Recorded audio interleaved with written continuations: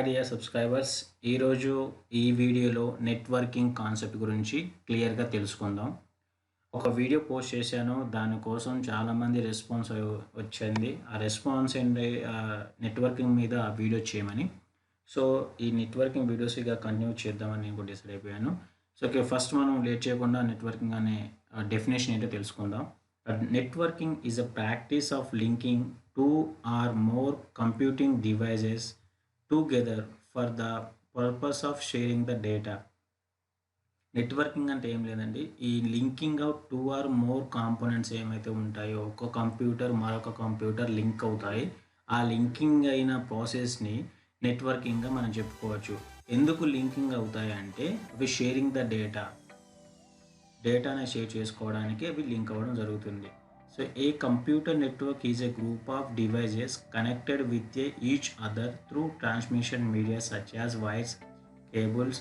These devices can be computers, printers, scanner, fax machines, etc. ఈ computer నెట్వర్క్లో group of devices అని ఉంటాయండి. ఇందులో కంప్యూటర్స్ అని, ఈ ప్రింటర్స్, స్కానర్స్, ఫ్యాక్స్ ఇవన్నీ మనం కంప్యూటర్ నెట్వర్కింగ్లోకి తీసుకురావచ్చు. ఇవన్నీ ఒక గ్రూపుగా అయ్యి వైర్స్, కేబుల్స్ కనెక్ట్ చేయబడి ఉంటాయి. అంటే ఈ కనెక్ట్ చేయడం వల్ల నెట్వర్కింగ్ అనేది ప్రొసీడ్ అవుతుంది. అంటే నెట్వర్కింగ్ అంటే షేరింగ్ ద డేటా అనేది మనం ఒక చోట నుండి మరొక చోటకు మనకు వచ్చిన ఏది డేటా ఉందో ఆ రిక్వైర్మెంట్ డేటాని మనం స్కాన్ చేసుకోవచ్చు, సెండ్ చేసుకోవచ్చు, ప్రింట్ తీసుకోవచ్చు. ఇవన్నీ నెట్వర్కింగ్ కేటగిరీలోకి వస్తాయి. ద మెయిన్ పర్పస్ ఈ నెట్వర్కింగ్ ఏంటంటే డేటాని సెండ్ చేయడం from sender to receiver. Normal technology imagine చేసుకోండి. సెండర్ అనే వ్యక్తి ఉన్నారు, తను ఈమెయిల్ కంపోజ్ చేద్దాం అనుకుంటున్నాను తన యొక్క కంప్యూటర్ నుంచి. సో రిసీవర్కు, సో ఇక్కడ తను మెయిల్ కంపోజ్ చేసి ఈమెయిల్ ఐడి ఎంటర్ చేశాడు, సెండ్ చేశాడు. ఆ డేటా అనేది రిసీవర్ ఏం చేస్తాడు, డేటా రిసీవ్ చేసుకుంటాడు. ఇదంతా ఏంటి, విత్ వైర్లెస్ ఉంటుంది. అంటే ఈ మధ్యలో ఈ ట్రాన్స్మిషన్ మీడియా అనేది ఒకటి ఉంటుంది. అంటే ట్రాన్స్మిషన్ మీడియా అంటే wires, cables, optical fibre cables ఇవన్నీ ట్రాన్స్మిషన్ మీడియా కింద వస్తాయి అన్నమాట. కానీ ఇందులో ట్రాన్స్మిషన్ మీడియాలో టూ టైప్స్ ఉన్నాయండి. ఒకటి గైడెడ్ మీడియా అంటారు, రెండవది అన్గైడెడ్ మీడియా అంటారు. అంటే wireless, with wire, without wire. ఈ విధంగా డేటా అనేది ట్రాన్స్ఫర్ అవుతుంది ఒక నెట్వర్కింగ్. ఈ ఓల్డ్ నెట్వర్కింగ్ ప్రాసెస్ ఏంటంటే, ఈ నెట్వర్కింగ్ ఎందుకు మనం ఎస్టాబ్లిష్ చేయాల్సి వస్తుందంటే, డేటా అనేది ఒక చోట నుండి మరొక చోటకు షేర్ చేయడానికి డేటా అనేది మనకు ఈ నెట్వర్కింగ్ అనేది చాలా యూస్ఫుల్గా ఉంటుంది.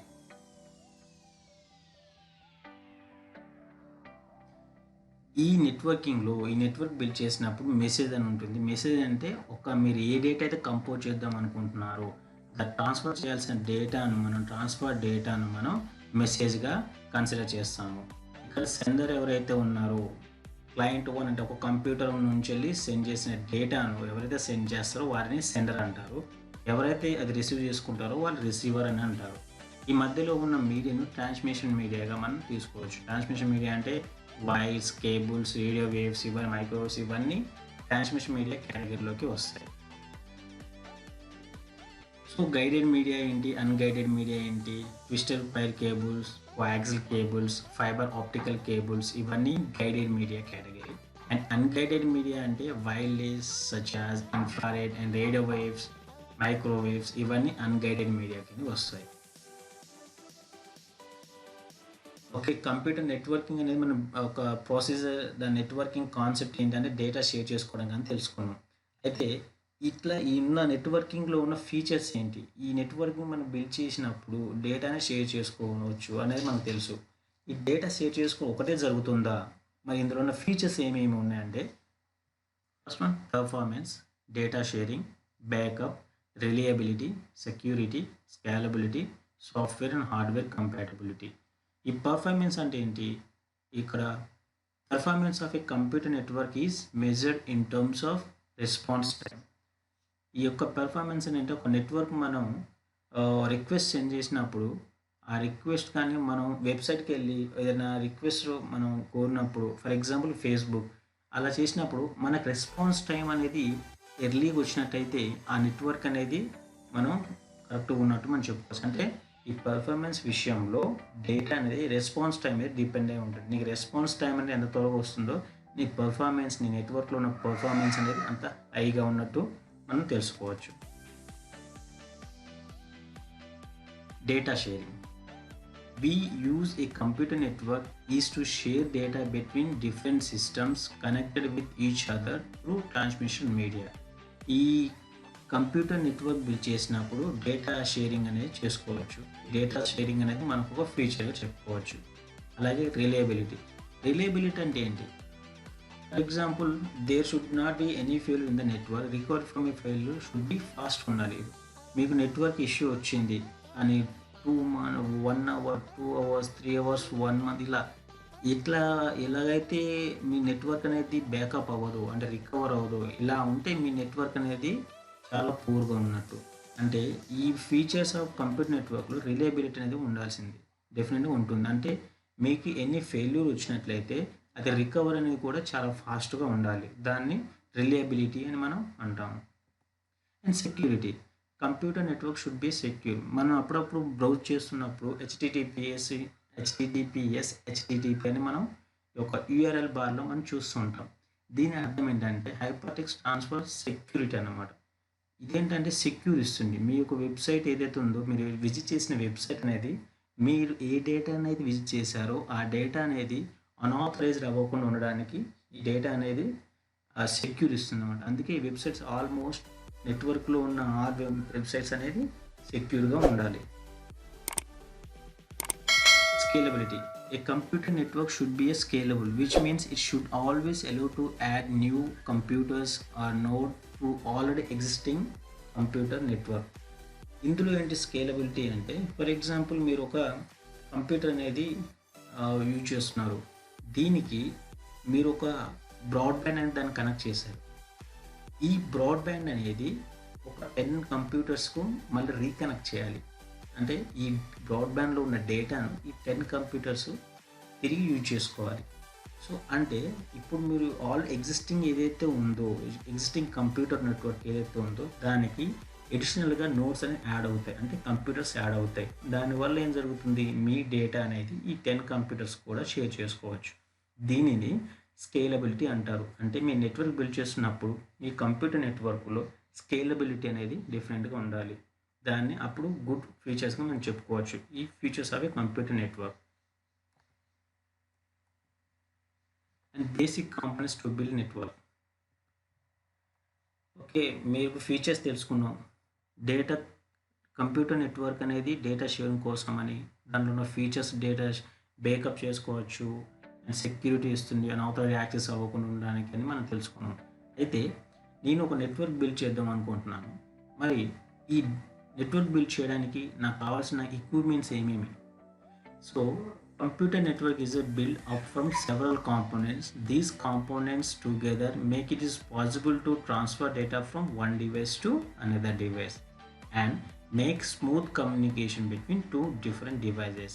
ఫర్ ఎగ్జాంపుల్, ఒక కంప్యూటర్ మరొక కంప్యూటరు ఒకదానికొకటి స్మూత్గా కమ్యూనికేట్ అవ్వడానికి, అంటే ఎటువంటి ల్యాగ్ లేకుండా త్వరగా రెస్పాన్స్ టైం రావడానికి మనం ఒక నెట్వర్క్ అనేది బిల్డ్ చేయాలి. ఓకే, నేను నెట్వర్క్ అనేది బిల్డ్ చేస్తాను. బట్ నాకు ఏమేమి ఎక్విప్మెంట్స్ కావాలి? ఒక 2 కంప్యూటర్స్ సరిపోతుందా? లేదు కదా. ఒక కంప్యూటర్ ఉండాలి, దానికి సంబంధించిన ట్రాన్స్మిషన్ మీడియా ఉండాలి, కావాల్సిన కొన్ని ఎక్విప్మెంట్స్ ఉండాలి. మరి ఆ ఎక్విప్మెంట్స్ ఏంటి, నువ్వు ఒక నెట్వర్క్ బిల్డ్ చేసుకోవడానికి కావాల్సిన ఎక్విప్మెంట్స్ ఏంటి అనే విషయం గురించి మనం తెలుసుకుందాం.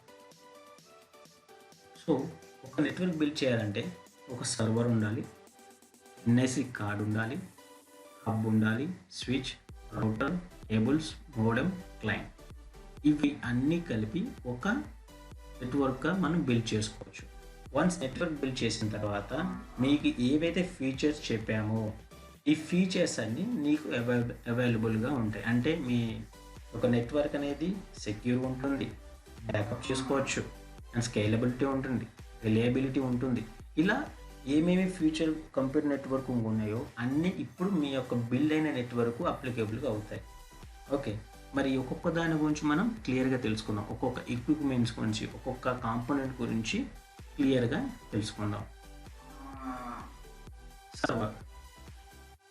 Servers are computers that runs operating system and hold data that can be shared over a computer network.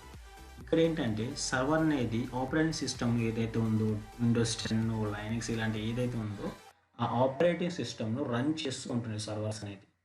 అలాగే డేటాను హోల్డ్ చేసుకోవడం జరుగుతుంది. ఆ హోల్డ్ చేసుకున్న డేటాను ఎవరైతే అడుగుతున్నారో క్లయింట్ 1 ఆర్ క్లయింట్ 2కు ఈ డేటాను షేర్ చేయడం జరుగుతుంది. ఇది టోటల్ రెస్పాన్సిబిలిటీ సర్వర్స్‌గా మనం చెప్పుకోవచ్చు. Client. A client is a computer that is connected to other computers in the network and can receive data sent by other computers. For example client 1, client 2 అని 2 computers ఉన్నాయనుకోండి. ఒక computer మరొక computer communicate అవ్వాలనుకుంటున్నారు. ఎప్పుడైతే client 1 అనే వ్యక్తి data అనేది send చేస్తారో ఒక క్లయింట్ వ్యక్తి డేటాని రిసీవ్ చేసుకుంటారు. అంటే ఇక్కడ ఒక్కొక్క కంప్యూటర్ క్లయింట్ లాగా వర్క్ అవుతాయి. ఇక సెండ్ చేసే వ్యక్తి క్లయింట్ 1 అనుకుంటే రిసీవ్ చేసుకునే వ్యక్తి క్లయింట్ 2 అంటే నార్మల్ టెర్మినాలజీలో కంప్యూటర్స్ కమ్యూనికేట్ అవ్వచ్చు. దీన్ని క్లయింట్ అని అంటాము. Transmission media. All computers in a computer network are connected with each other through transmission media such as wires, optical fibre cables, coaxial cable. మీరు ఒక ఇంటర్నెట్ యూజ్ చేస్తున్నారు. మీరు ఒక ల్యాప్టాప్ ఆర్ మీరు ఒక పీసీ కొన్నారు. దానికి బ్రాడ్బ్యాండ్ అటాచ్ చేశారు. మీరు బ్రాడ్బ్యాండ్ అటాచ్ చేసినప్పుడు వితౌట్ వైర్తోనైతే అటాచ్ చేయరు. అంటే డెఫినెట్గా మనం ఆప్టికల్ ఫైబర్ కేబుల్స్ అని యూజ్ చేస్తాం. అలాగే ఈ ఆప్టికల్ ఫైబర్ కేబుల్స్ అంటే బ్యాక్ సైడ్ మీ సిపియు ఉంటుంది కదా, ఆ సిపియు బ్యాక్ సైడ్ అనేది ఒక కేబుల్ అనేది యాడ్ చేస్తారు. అది ఎప్పుడు బ్లింక్ అవుతూ ఉంటుంది. దాన్ని ఆప్టికల్ ఫైబర్ కేబుల్స్ అని అంటారు. అంటే మీకు ఒక నెట్వర్క్ బిల్డ్ అవ్వాలంటే ఈ ట్రాన్స్మిషన్ మీడియా కూడా చాలా ఇంపార్టెంట్ అనమాట. ఈ కేబుల్స్ లేనిది మీకు నెట్వర్క్ అనేది బిల్డ్ అవ్వదు. Transmission media nothing but normal terminology wires. Okay. Network interface card, దీనిని ఎన్ఐసి కార్డ్ అంటారు. అంటే each system or computer in a network must have card called NIC card. ఇప్పుడు మీరు ల్యాప్టాప్ యూజ్ చేసినట్లయితే మా ల్యాప్టాప్లో మదర్ బోర్డ్ అనేది ఒకటి ఉంటుంది. ఓకే. అదేవిధంగా మొబైల్స్ యూజ్ చేస్తే మొబైల్లో ఒక మదర్ బోర్డ్ ఉంటుంది. ఈ మదర్ బోర్డ్ ఏంటంటే డేటా అనేది హోల్డ్ చేసి సెండ్ చేసుకోవడానికి యూజ్ అవుతుంది. ఫార్మేట్ చేయడం కానీ, డేటా ఫార్మేట్ చేయడం కానీ, సెండ్ చేయడం ఇది టోటల్గా ఎన్ఐసి కార్డ్ రెస్పాన్సిబిలిటీ. ఒకవేళ మదర్ బోర్డ్ మీకు మొబైల్లో కానీ పీసీలో లేకపోతే మీ యొక్క కంప్యూటర్ అనేది రన్ అవ్వదు. ఎన్ఐసి కార్డ్ అనేది మస్ట్ అండ్ షుడ్గా ఉండాలి. And hub act as a device that connects all the computer in a network to each other. ఇక్కడ హబ్ అంటే ఏంటి అంటే client 1 make a request. Client 1 request చేస్తారు, ఫర్ ఎగ్జాంపుల్ ఫేస్బుక్ కోసం అని.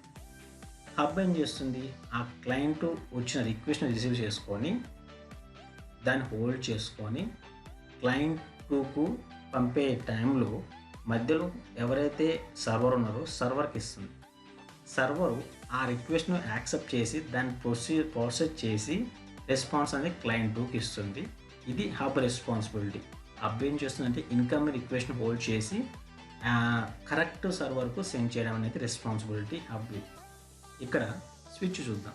Switch is a similar to hub, however instead of broadcasting incoming data request it uses the physical device address in the incoming request to transfer the request to correct server computer. అంటే ఏంటంటే ఈ switch అనేది hub తీసుకున్న incoming request hold చేసి దాన్ని correct సర్వర్కి send చేయడం hub అయితే, switch ఏం చేస్తుందంటే ఇన్కమింగ్ డేటా అనేది ఇన్కమింగ్ రిక్వెస్ట్ తీసుకోదు, కానీ ఇన్స్టెడ్ ఆఫ్ ఇన్కమింగ్ రిక్వెస్ట్ ఇది మ్యాక్ అడ్రస్ అనేది తీసుకుంటుంది. ప్రతి ఒక్క మొబైల్కు, ప్రతి ఒక్క ల్యాప్టాప్కు మ్యాక్ అడ్రస్ అనేది ఖచ్చితంగా ఉంటుంది. అంటే ఈ యొక్క మ్యాక్ అడ్రస్ తీసుకొని అది స్విచ్ అనేది బ్రాడ్కాస్ట్ చేయడం జరుగుతుంది. ఇక్కడ ఇన్కమింగ్ రిక్వెస్ట్ అనేది హబ్ లాక్ తీసుకో. స్విచ్ అనేది ఆల్వేస్ మ్యాక్ అడ్రస్ తీసుకుంటుంది. మ్యాక్ అడ్రస్ అంటే ప్రతి ఒక్క ల్యాప్టాప్, ప్రతి ఒక్క పీసీ, ప్రతి ఒక్క మొబైల్కు మ్యాక్ అడ్రస్ అనేది ఖచ్చితంగా ఉంటుంది. ఆ విధంగా మ్యాక్ అడ్రస్ తీసుకొని ఆ రిక్వెస్ట్ను ప్రాసెస్ చేయడం అనేది జరుగుతుంది. Router joins multiple computer networks to each other. ఈ రౌటర్స్ ఏంటి అంటే, మీరు ఉదాహరణకు ఒక కంపెనీలో వర్క్ చేస్తున్నారు. ఒక కంపెనీలో 100 సిస్టమ్స్ ఉన్నాయి. ఓకే. అదేవిధంగా వేరొక కంపెనీలో 100 సిస్టమ్స్ ఉన్నాయి ఆర్ 150 సిస్టమ్స్ ఉన్నాయి. ఈ 100, 150 సిస్టమ్లు ఒకదానికి ఒకటి కమ్యూనికేట్ అవ్వాలి. ఏ విధంగా అవుతుంది? రైట్. ఈ 2 కంపెనీలో ఉన్న కంప్యూటర్స్ ఒకదానికి మరొకటి కమ్యూనికేట్ అవ్వాలి అంటే మస్ట్ అండ్ షుడ్‌గా ఒక కాంపోనెంట్ అనేది ఉండాలి. అదే రౌటర్. యెస్. రౌటర్ అనేది ఇంటర్లింకింగ్ విత్ 2 ల్యాన్స్ అన్నమాట. లోకల్ ఏరియా నెట్వర్క్స్ అంటారు. ఒక కంపెనీ యూజ్ చేసే 100 కంప్యూటర్స్‌ను హ్యాండిల్ చేయడానికి ల్యాన్ అని ఉంటుంది.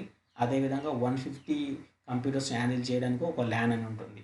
ఈ రెండింటిని లింక్ చేయడానికి మస్ట్ అండ్ షుడ్‌గా ఒక రౌటర్ ఉండాలి. రౌటర్ ఉంటేనే ఆ 2 కంపెనీస్ అనేవి will communicate with each other. Otherwise ఇవి కమ్యూనికేట్ అవ్వకుండా స్టేబుల్‌గా ఉంటాయి.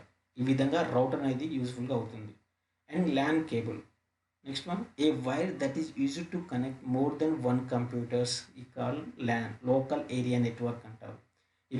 ఇది కంప్యూటర్స్‌కు కనెక్ట్ చేయడానికి, ఈ లోకల్ ఒక కంపెనీలో యూజ్ చేయడానికి మాత్రమే ఇది ల్యాన్స్ అనేవి యూజ్ అవుతున్నాయి.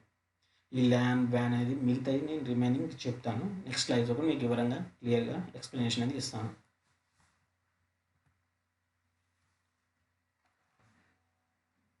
తర్వాత computer network architecture. A architecture defines how the computer should get connected to get the maximum advantages of a computer network, such as a better response time, security, and scalability, etc. The two most popular computer architectures are there: peer-to-peer and client-server architecture. ఇది చూడండి, మీరు computer network build చేశారు, దాని యొక్క features తెలుసుకున్నారు, and అదేవిధంగా దాన్ని ఎలా యాక్సెస్ చేసుకోవాలి, ల్యాన్, వ్యాన్, స్విచ్, ది కాంపోనెంట్స్ అన్నీ మీకు తెలుసుకున్నారు. ఓకే. ఇప్పుడు ఈ కమ్యూనికేషన్లో ఏ విధంగా కమ్యూనికేట్ అవ్వచ్చు ఆర్కిటెక్చర్ అని, అంటే నెట్వర్క్ ఆర్కిటెక్చర్ అనేది ఏ విధంగా ఉంటుంది, అది ఏ విధంగా మనం పంపించిన డేటా అనేది ట్రాన్స్ఫర్ అయ్యి మనకు రెస్పాన్స్ అనేది ఇస్తుంది. సో దాంట్లో మెయిన్గా peer to peer and client server architecture. అంటే ఈ పీర్ టు పీర్ ఏం చేస్తుంది, క్లయింట్ సర్వర్ ఆర్కిటెక్చర్ ఏం చేస్తుంది. ఈ పీర్ టు పీర్లో ఫస్ట్ మనం పీర్ టు పీర్ గురించి తెలుసుకుందాం. ద మెయిన్ అడ్వాంటేజ్ ఏంటి పీర్ టు పీర్లో, every computer act as a client. దానికదే ఓన్ క్లయింట్. అది డేటా అనేది యూజ్ చేసుకొని ఒక లార్జ్ డేటా ఉన్నట్లయితే ఆ లార్జ్ డేటాను ఈక్వల్ పార్ట్స్గా ఆల్ క్లయింట్స్ అనేది డెలివర్ చేయడం జరుగుతుంది ఈ పీర్ టు పీర్లో. పీర్ అంటే ఏంటంటే కంప్యూటర్ అని. ఇక్కడ నార్మల్గా మనం నోట్స్ అని యూజ్ చేస్తూ ఉంటాం టెర్మినాలజీ. నోట్స్ అంటే నథింగ్ బట్ ఇక్కడ కూడా కంప్యూటర్ అంటే నోట్స్ అంటే మనం adding some devices, electrical device ఏదైతే ఉందో మనం యాడ్ చేస్తాం, దాన్ని నోడ్ అని అంటాం. ఓకే. ఒకసారి దీన్ని పీర్ టు పీర్ వల్ల అసలు ఫస్ట్ యూజ్ఫుల్ ఏంటి, దీన్ని ఎందుకు అంత ఆర్కిటెక్చర్, నెట్వర్క్ ఆర్కిటెక్చర్ అనేది బిల్డ్ చేయడం జరిగింది అనే విషయం గురించి తెలుసుకుందాం. The main advantage of peer to peer network is that it is easier to set up. ఎందుకు అంటే ఒక్కొక్క క్లయింట్, ఒక్కొక్క కంప్యూటర్ అనేది it self acting as a client. అదే రెస్పాన్స్ ఇస్తుంది. ఎగ్జాంపుల్ చూద్దాము. మీరు ఒక వెబ్సైట్ విజిట్ చేశారనుకోండి. ఫర్ ఎగ్జాంపుల్ ఒక ఫైల్ డౌన్లోడ్ చేయాలి. మీరు ఆ వెబ్సైట్ విజిట్ చేసిన తర్వాత మీరు ఫైల్ డౌన్లోడ్ అనే బటన్ క్లిక్ చేస్తే ఆ సర్వర్ నుంచి వెళ్ళి మీకు రెస్పాన్స్ వచ్చేసి మీరు ఆ ఫైల్ని డౌన్లోడ్ చేయడం జరుగుతుంది. ఇక్కడ పీర్ టు పీర్ కమ్యూనికేషన్ మాత్రమే జరుగుతుంది. అంటే అక్కడ వెబ్సైట్ అనేది ఒక సర్వర్గా మీకు ఉపయోగపడుతుంది. దీన్ని పీర్ టు పీర్ కమ్యూనికేషన్ అని అంటారు. అదేవిధంగా చూసుకుంటే విండోస్ ఉంది. Most of the PC and laptops use చేస్తారు.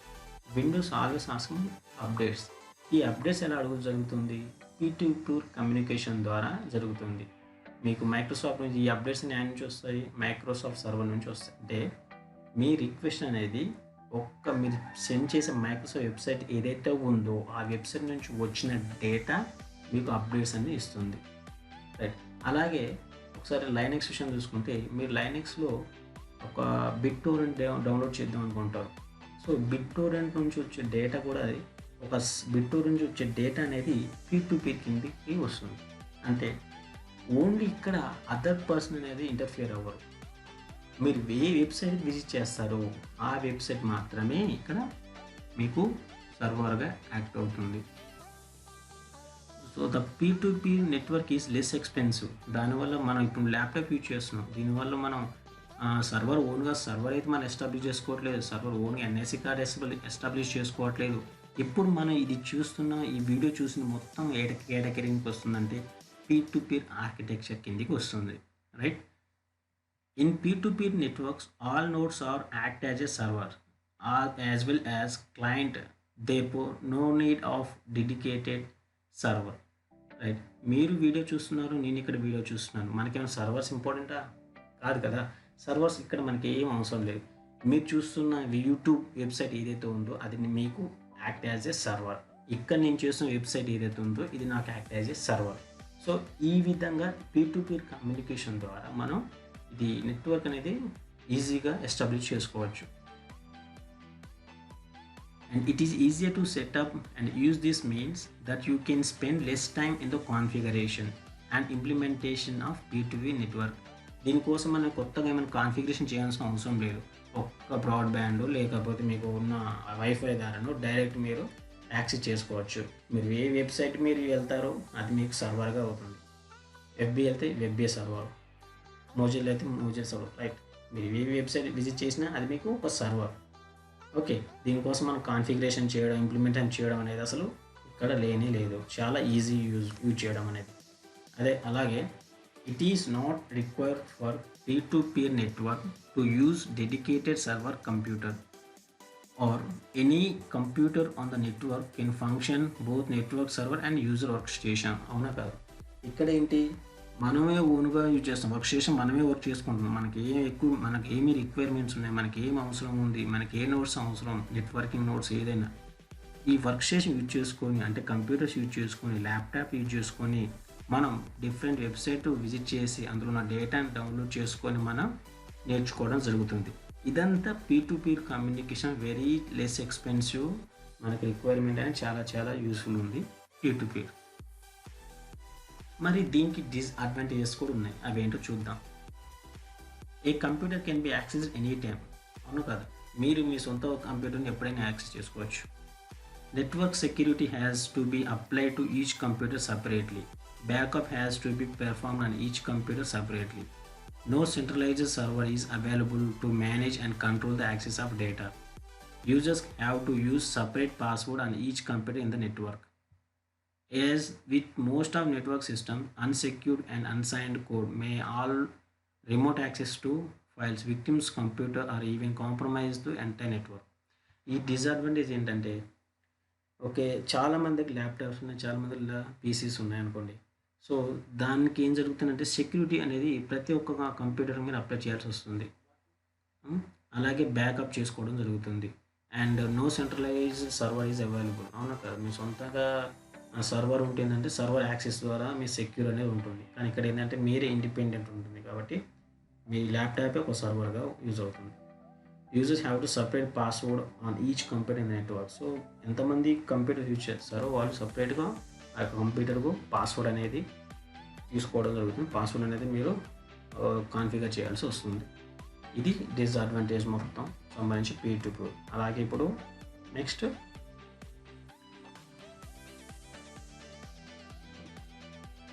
Client server architecture.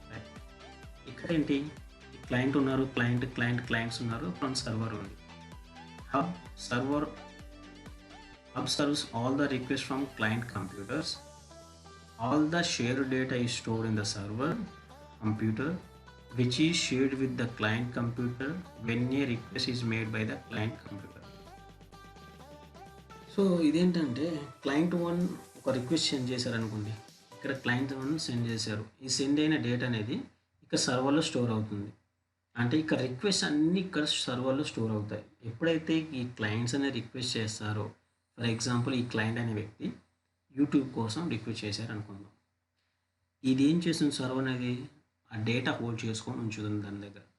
చేసి ఎప్పుడైతే క్లయింట్ అనేది అడుగుతారో, రిక్వెస్ట్ చేస్తారో, సో వెంటనే ఏంటి రెస్పాన్స్ టైం అయితే సర్వర్ నుంచి వెళ్ళి క్లయింట్ 1కు ఇచ్చేసడం జరుగుతుంది. అట్లా క్లయింట్ చూసుకుంది. అయినా క్లయింట్ ఫేస్బుక్ కోసం రిక్వెస్ట్ చేశాడు. ఇక్కడ డేటా ఆల్రెడీ ఉంటుంది. సర్వర్ ఏం చేస్తుంది, డేటా హోల్డ్ చేసుకొని ఉంటుంది. వెంటనే అడిగినప్పుడు వెంటనే రెస్పాన్స్ అనేది ఎఫ్బి అనేది ఇస్తుంది. ఇది server main. Client computer wants to share the data with the other client computer. Then it has to send the data to server first. And then the server will be send the data to other client. First అయితే ఎవరైతే ఆ first client data అనేది send చేస్తారో ఆ data అనేది server దగ్గర store అయి ఉంటుంది. మళ్ళీ వేరే ఎవరైనా వ్యక్తులు డేటా అనేది అడిగారనుకోండి సర్వర్ను. సర్వర్ వెంటనే ఏం చేస్తుందంటే అది రీసెండ్ చేస్తుందనమాట. ఇది హోల్ ప్రాసెస్ జరుగుతుంది client server architecture. Peer to పీర్లో ఏం జరుగుతుందంటే వెబ్సైట్లో సర్వర్గా యాక్ట్ అవుతాయి. ఇక్కడ ఏంటంటే మీరు సెండ్ చేసిన ఒక క్లయింట్స్ ఎవరైతే ఉన్నారో ఈ యొక్క మీ అందరు క్లయింట్స్ ఒక సెండ్ చేసిన డేటాను సర్వర్లో స్టోర్ చేసుకోండి. ఒక సపరేట్ సర్వర్ ఉంటుందన్నమాట. అంటే ఒక కంపెనీ అనుకోండి, ఒక కంపెనీలో ఒక డిఫరెంట్ కంప్యూటర్స్ ఉంటాయి.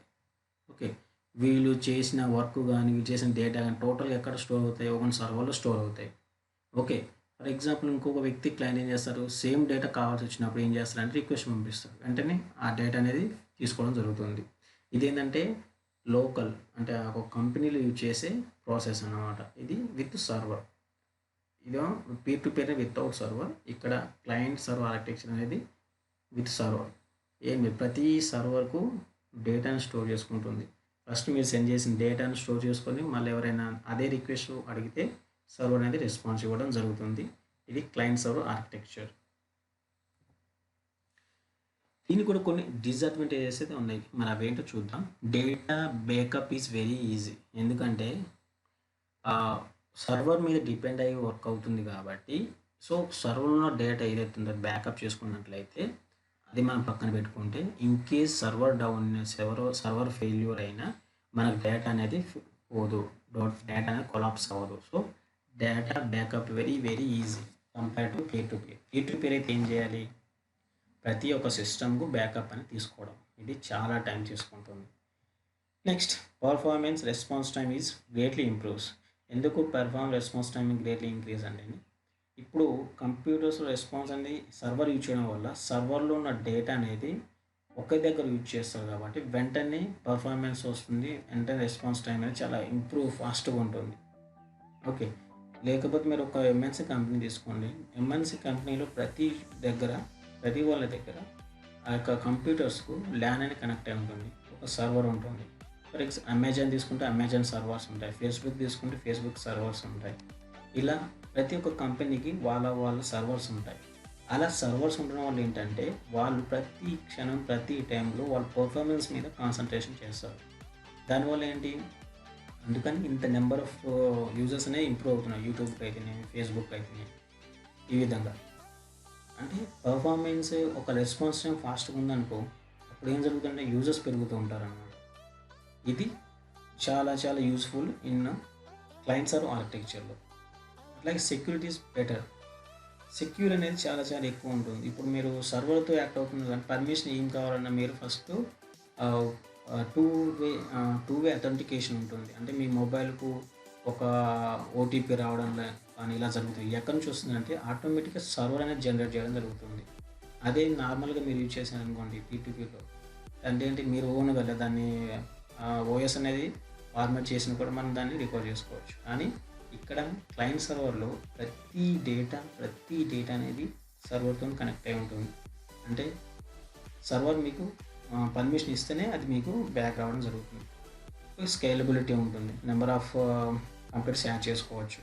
అండ్ డిసడ్వాంటేజ్ ఏంటంటే server failure entire network is down. For example server is down అయిందనుకో, ఆ యొక్క టోటల్ కంపెనీ మొత్తం వెయిట్ చేయాల్సిందే అది అప్ అయ్యేంత వరకు.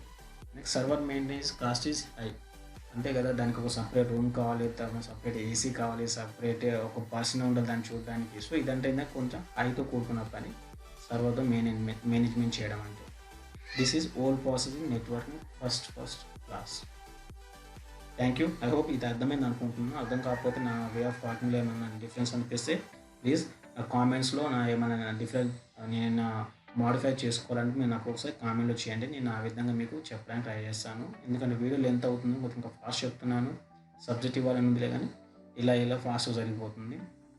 లేదు సబ్జెక్ట్ ఇచ్చిన పర్లే కానీ నాకు కూల్గా చెప్పండి, ఏ విధంగా చెప్పమంటారో మీ యొక్క కామెంట్ చూస్తే దాని ప్రకారం నేను మాడిఫై చేసుకొని మీకు ఎక్స్ప్లెనేషన్ ఇవ్వడం అనేది జరుగుతుంది. So please go through comments and give the comment. Thank you so much.